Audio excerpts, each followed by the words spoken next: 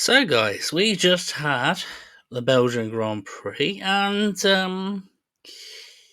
yeah, there's certainly some talking points. There's certainly a couple of very big talking points to discuss. But even though those are big talking points, we still want to follow the same way that we do this for our reviews. Three underappreciated winners, let's say, and then we'll jump into the juicy stuff. So let's talk about the three winners that I certainly felt were the case. And I'm going to start off with probably the least of the lot at the moment. So Gabby Bortoleto, ninth place. And I think this is the interesting thing is that the way Sauber have performed quite recently, it's very easy to sort of underestimate just how well Gabriel Bortoleto did in ninth place, getting the points. Performed well and actually was consistent throughout qualifying, throughout the race. Really, really good. Really, really good to see. And I think we need to appreciate that, yes, just because Nico Hulkenberg got his first podium in the last Grand Prix doesn't mean that Sauber is all of a sudden a world beater team. They are still a team that is amongst this really competitive midfield. And Bortoleto has performed probably a little bit beyond what Sauber can do. So really, really good stuff from Gabriel Bortoleto. Outperformed his teammate and certainly drove to the limit of what that car could do. Next up, I want to mention Alex Albon as well. Finishing in sixth place. Again, just consistently performing. And do you know what? Considering where Williams were even up until the last race for the past, I'd say, 5 races. It's good to see them recover. It's good to see Alex Albon smiling again. I've wondered what's been going on and whether he's entering a villain arc. Maybe he's a bit more comfortable now, and it'll be interesting to see whether Williams can keep that going over the next few races. And the fact is, he had Hamilton behind him, and whilst there's other things behind it, Alex Albon was quite comfortable in keeping Hamilton behind him, just measuring out the pace. And the last one I want to mention is Charles Leclerc. Now you're probably thinking, hold on, he finished on the podium. It's not exactly like he's not being appreciated. Well, yes, but at the same time, he managed to comfortably hold up Max Verstappen. And I know that Red Bull aren't the team that they used to be, but still, that is still a really good performance and didn't look like it was ever in doubt, this podium. Certainly, Max Verstappen was struggling to get past him. So really well done on Charles Leclerc. Now, the underappreciated winners is probably a shorter segment this time than previous times because, yeah, we got some stuff we need to talk into. So let's start off with the first juicy one. Did Lando Norris ruin the Belgian Grand Prix? I can't even take myself seriously with that.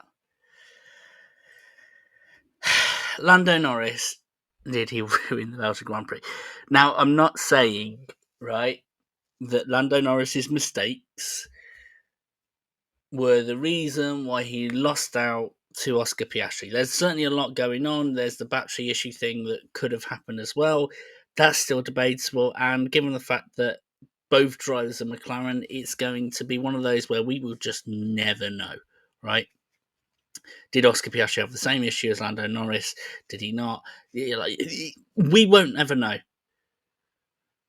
You will have to be part of McLaren's team to know whether there was a genuine issue, whether there was a driver issue, or anything like that. And the mistakes that Lando Norris made, I mean, yes, I think without those mistakes, he certainly would have been within DRS range or almost just outside of DRS range of Piastri, but I can't make the guarantee that he would have been in a chance where he could overtake. After all, Verstappen was supposedly in a faster car than Charles Leclerc, and it didn't happen. But what I am talking about in terms of Lando Norris ruining the Grand Prix is basically what happened when things dried out. So if anyone haven't seen it properly or anything like that, so Oscar Piastri pitted first on a drying track, so it was very clearly drying really well. And Oscar Piastri, as the lead car at that point, pitted first and went on to a bunch of set of mediums. Lando Norris pitted a lap later, and put on the hard tyres. And I think this was like lap 12, 13, something like that. And I think in Lando Norris pitting for the hard tyres, it set the tone for the race. Let me put a little bit of a mystery spin on things. Let's say Lando Norris went into the pits and pitted for the medium tyres that Oscar Piastri did, or maybe even the soft tyres, right? Would we have seen a bit more aggressiveness on the tyres and putting in an extra pit stop? A little bit of extra jeopardy. It's a thought. I think this is the interesting thing, is that the way in which Oscar Piastri has been in terms of his calm and relaxed demeanour, in Lando Norris pitting for hard tyres, it almost set Piastri on the, right, we're going to race these medium tyres to the end. It set it for him, right? And, I mean, I don't mean to be funny, but yes, there's a lot of comments making about, well, how did the medium tyres last till the end? They lasted to the end because they weren't pushed. They weren't pushed that hard because they knew that those on hard tyres, yes, they could push harder, but this was still just a dry line through the track. It wasn't exactly a dry racing track.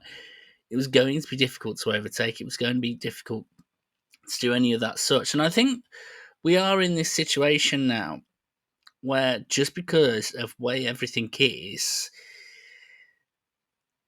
it's just hard to overtake. And I can't believe I'm saying that about things being hard to overtake on one of the tracks that had such a long straight that it was almost considered like a gimme of being able to overtake someone in the first sector. You know, like Oscar Piastri did on the first lap. So yeah, something was definitely set in stone. I think in Lando Norris going for the hard tyres, it pretty much set the tone of the race. This was going to be surviving till the end, not actually pushing, let's say. That's a little bit of a more jokey one, I think, because yes, there was what happened when the race restarted. But I think the juicier conversation has been what led up to the race restarting. Did it take too long to restart? How are there any procedures that are in place that need adjusting? Are things working out at Spa? Is the problem the FIA stewards? Is the problem the track? Or is the problem the cars? Now, feel free to put your comments in below. I'm going to sort of give arguments for all three, but I can't really figure out which of the three it is. Let's start off with the cars. No, let's start off with the FIA stewards themselves. So, I mean, the way in which it goes with regards to a wet track, and if it's considered too dangerous in terms of how wet it is to drive, the drivers will all go into the pit lane, and they will, they will settle down. They'll pop some tents up and things like that. And in terms of assessing the track, when it starts drying out, the FIA will send out like a safety car, a medical car, to basically run around the track, race around the track, and just test the conditions. And here's the thing that happened is the fact that all these procedures means that the FIA, when the track could be dry or dry enough to race around, then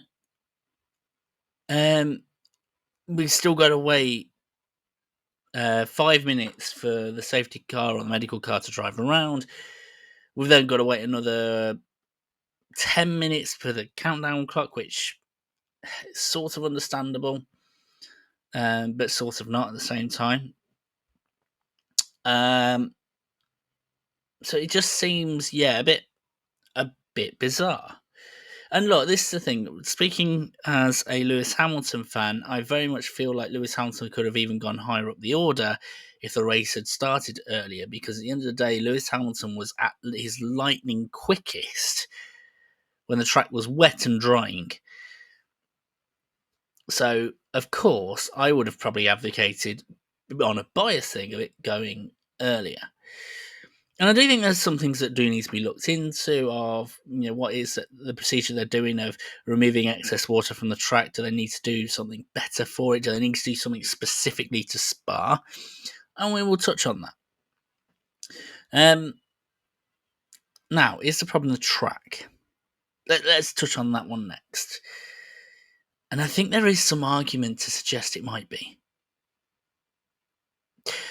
This particular track is so high speed and so long. Obviously, longest track on the calendar. But any sort of looking through the history of tracks that are long and that have gone through trees normally don't have good results when it comes to wet conditions. Niki Lauda at Nürburgring, for example, but Hockenheimring was used to be just as bad in the extended areas. And why is that? Because trees hold on to moisture and it stays in the air, and as a result, when it comes to, let's say, the spray, right? The spray is not actually going anywhere. It's all trapped. So whereas maybe in another few tracks it'll be thrown up and there might be like a sort of a larger what's the word? Larger surface area, but a thinner spray. In this, it's all very condensed and very congested, so you can barely see the car behind.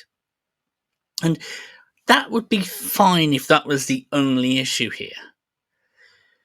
But the fact is, this is a track that very recently has dealt with severe incidents as a result of the spray. We cannot forget Antoine Hubert. What is it, 2018, 2019 now?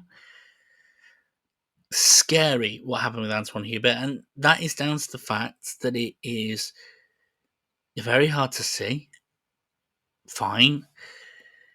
Very easy to slide. Fine, that happens to other circuits, but at Eau Rouge and Raidillon, where there's so much speed, that just increases the risk tenfold. And this is where I have a bit of sympathy for the FIA. There's been a lot of almost rage against the FIA and of like, oh, you should have started earlier, you should have started earlier. I would much rather prefer the FIA to start the race earlier than them starting it too soon. If we're in a situation where we're going, you started it too soon, that means that there's been a severe incident and we've got a driver that is severely injured or has passed away. So the FIA waiting too long, I mean, yeah, it ruins the entertainment, but I'm fine with it. I'm genuinely fine with it. So that's the track. We've just discussed the FIA. Now, how about the cars? The way that the cars have been designed, are they having an effect on the spray that's being pushed out? Can the cars be designed in such a way that the spray goes sideways rather than behind? Now, this is a thing where I'm like wondering if the FIA needs some technical know-how. Whether the FIA needs somebody, whoever's looking after the design of Formula One cars in the FIA, because obviously that's where the new formulas come and everything like that, where they need someone like an Adrian Newey or something like that to basically design a car in such a way that the spray covers a wider surface area, maybe goes sideways rather than back. Okay, that might soak the crowd, but maybe that's something that needs to be done. And whilst we're on the subject of the Formula One cars, I mean, I had a little bit of a think about this because I wonder whether they could use an example Formula One car to clear the track, or to test the track at the very least. Hear me out on this, right? With when I mentioned about the safety car, medical car going around, testing out the track, seeing if it's okay, seeing if it's suitable, seeing if everything like that. Let's face it, there's two problems with having that. One is they're not quick enough. I mean, they're quick. Mercedes, AMG, and Aston Martins, they are quick cars. Not as quick as a Formula One car, though. So they are not maybe testing it to the limit, right? But the other thing is, they can't work out spray. Like, Formula One cars, right, are uniquely aerodynamically designed so that there is a lot of spray being shot out behind. And whilst, yes, when maybe like driving on a motorway or a highway on a wet road behind somebody else, you do get a certain amount of spray, it's nowhere near as much as what you see here. So why don't they, given the fact that we've got so many qualified Formula One drivers, why don't we have it where an F1 driver tests out the track? Daniel Ricciardo is an example. We've got Valtteri Bottas. We've got Sergio Perez. We've got drivers that can drive Formula One cars, but don't. So why don't you have, an FIA designed Formula One car? Doesn't even have to be competitive. It just needs to have maybe like a decent engine, standard aerodynamics that you would sort of expect. And it's not being driven super fast. It could be driven at, let's say, what? Virtual safety car speeds? Testing things out. Why not? And while we're on it with regards to the to all of this, I think the other thing that's worth mentioning is I wonder if Spa is coming to the end of its life cycle as a circuit. It's sad, don't get me wrong, if we are coming to the end of it, but like I've mentioned, Hockenheimring. Now, it's the Hockenheimring that you might know, the sort of like the track that Sebastian Vettel came off in 2018, 2019. That's not the Hockenheimring that was originally used. The originally used one was one that went through trees, went long distance, was very high speed, and that got shortened. The Nürburgring, the Nordschleife Nürburgring, that used to be used for Formula One, within the trees, very long, very high speed, very risky. So they shortened it, and it came off the track. It came off the calendar. And I wonder whether Spa needs to be almost a similar sort of thing. Maybe it can be used for a Formula One testing facility. But let's face it, rain in Spa either gives over very meh races, such as what happened over the weekend, very not race at all, such as what happened in 2021, or in the case of, what was it, 1998? A race that was exciting, but ultimately really blooming dangerous because of the multi-car pileup that happened. We're probably now past the point here with regards to Formula One at Spa. And as much as I'd hate to see it go, I would prefer to see it go whilst it's still got nostalgia for Formula One fans, rather than us going, we're just keeping a dying circuit alive. I hope that there is an opportunity, that there is still a chance for this awesome racetrack to be used in the F1 calendar. But a lot of changes would need to be made, and some of them are both outside of the control of Spa itself, and also doesn't seem to be the direction in which F1 is going. But who knows? I might be absolutely wide of the mark. Any thoughts that you have on what happened on the Belgian Grand Prix? Maybe there's something else that stood out for you. Feel free to pop them in the comments below. And until next time, guys, take care.